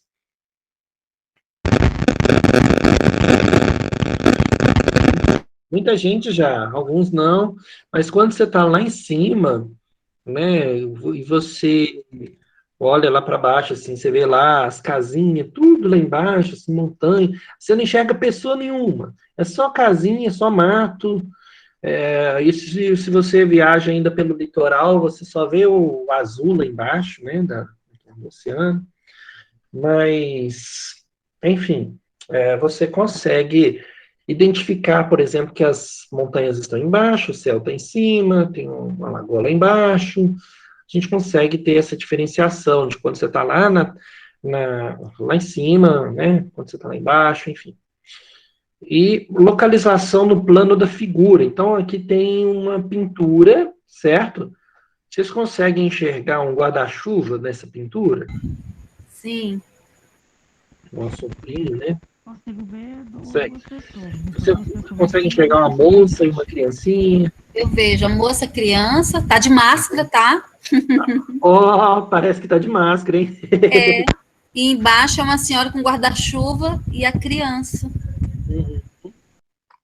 Que interessante. Interessante foi a interpretação sua, né? De máscara. Que legal. Mas... Então, a gente consegue ver isso, a localização no plano da figura. Flores, árvores, assim. A gente consegue fazer essa interpretação.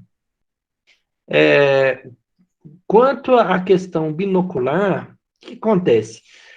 Quanto mais próximo o objeto, mais os olhos se viram para dentro. Então, vamos lá. Todo mundo que puder, abre a câmera aí, fazendo favor, e vamos fazer aquele exercício que o oculista manda a gente fazer. Pega a pontinha da caneta e olha para a ponta dela. Assim. O que acontece com o seu olho? E professor, vai ficar aqui. O que seu olho faz? Ele converge para dentro, ó. Fica pra olho. Tá vendo? Quanto mais próximo, mais ele converge para dentro. Certo? Ok? É isso. Obrigado, Lisete. Obrigado, Beatriz, Cirlei. Valeu, Luísa. Então, é isso, né? Aproxime a ponta do dedo na ponta do nariz e continue olhando para o dedo, né? Isso é convergência. Tem disparidade, quanto mais próximo, maior a disparidade percebida pelos olhos. Então, esse aqui é um outro exemplo, né? Você coloca o dedo a 1,5 centímetro do nariz. Vamos ver, 1,5 centímetro. Então, aqui assim, né? Feche um olho de cada vez. O dedo parece pular para frente e para trás. E aí, gente, o pessoal que trabalha com tiro, né? O pessoal que vai, a polícia, né? Principalmente, né? Que tem que treinar a mira, vai em clube de tiro e tudo, eles aprendem qual que é o olho que engana eles, né?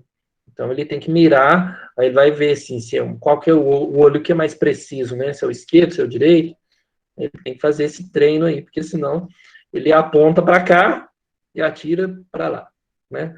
E qualquer ângulo assim, mínimo que for, ele erra.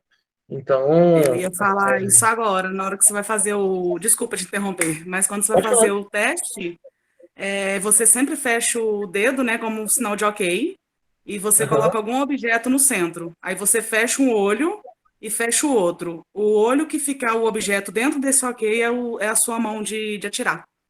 Ah, legal. Bacana, Liege. Você é da polícia? Não, não sou não, mas eu já fiz curso já. Que top! Não, Eles legal ensinam demais. isso. Bacana demais. Isso, olho diretor, isso mesmo, André, eu tinha esquecido o nome. Olho diretor, ó, top. Ah, e o André? O André entende disso também, André?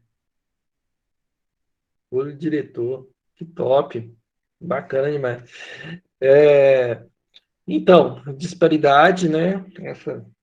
Enfim.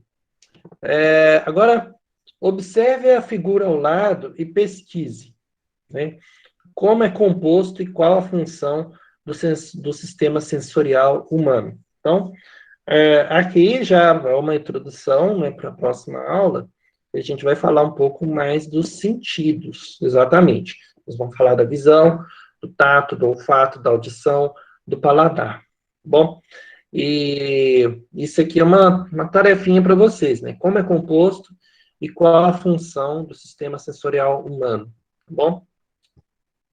Anota aí para você não esquecer, beleza? Aí você vai falar, o sistema sensorial humano, ele é composto pelos 5 sentidos e tal, e a função é essa, tá bom? Aí a gente vai discutir as respostas aqui, beleza? E para saber mais, gente, tem um artigo muito interessante que fala sobre sensação e percepção no contexto dos estudos de epistemologia e genética. Você consegue baixar ele facilmente em PDF, mas eu também posso deixar disponível para vocês, tá? Lá no sistema. Inclusive, eu tenho que atualizar ele lá, eu tenho que salvar um tanto de treinar para vocês. E esse outro aqui, esses 2 livros, não sei se vocês já conseguiram baixar em PDF, né? Mas do Eysenck, é muito interessante, do Sternberg também, sobre psicologia cognitiva. Foi onde eu baseei essa aula aqui, beleza? E aí, bom, dúvidas? O que vocês gostariam de perguntar sobre a aula? Professor, só poderia voltar aquela pergunta que você falou que era para a gente fazer? Sim. Para a gente pesquisar? Aham, peraí, só deixa eu pôr aqui de novo.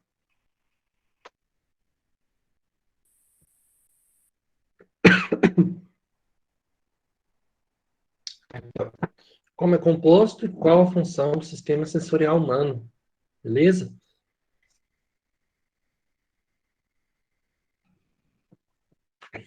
Aí, o que acontece? Dentro dos processos psicológicos básicos, então, nós temos vários mecanismos importantes. A gente tem sensação e percepção, que a gente falou hoje, né? Então, a sensação envolve essa capacidade que nós temos de receber os estímulos do ambiente e transmitir esses estímulos para o nosso cérebro. Estou quase sem voz aqui. A voz já era. E também percepção, que seria a interpretação da sensação. Tá? Gente, a minha voz não está dando mais para hoje, não. Alguém quer comentar mais alguma coisa?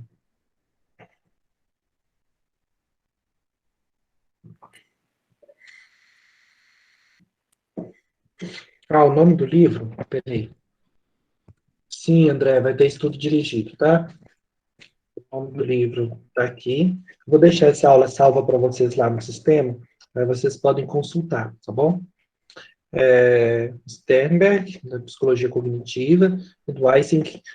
Vocês conseguem baixar esses livros em PDF, e tem muita coisa lá interessante, não só do que a gente está vendo, né? Claro, vai ter outras coisas também. É um livro muito rico, mas dá para aprender bastante coisa. Vocês também podem se basear em livros de introdução à psicologia, que são bem interessantes e tratam desses assuntos dos processos psicológicos básicos também.